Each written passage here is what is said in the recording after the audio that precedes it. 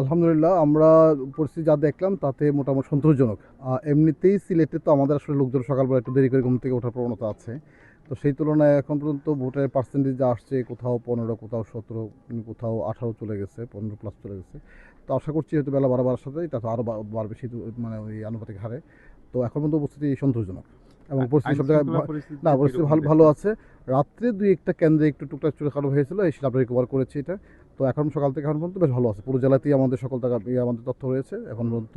আলহামদুলিল্লাহ ভালো আছে এবং আমরা আশা করছি যে আমাদের রাজনৈতিক দলের নেতাকর্মীরা সেভাবেই আসলে আচরণ করবেন, যাতে করে কোনো ধরনের সহিংসতা বা কোনো ধরনের অনিয়ম ছাড়াই যাতে একটা সুন্দর ইলেকশন করতে পারি আমরা, জাতীয় জীবন যেন আমাদের ইতিহাস হয়ে থাকে।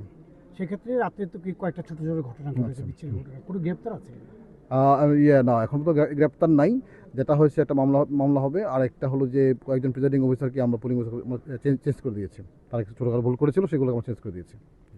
জি, ধন্যবাদ সবাই। প্রাণ ফ্রুটো, সময় অসময় ফ্রুটোময়।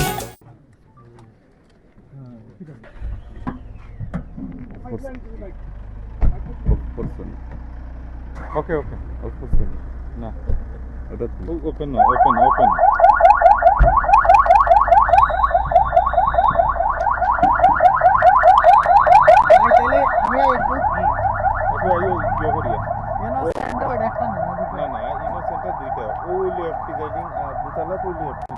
তাহলে আমি আই, আপনারা তো আমার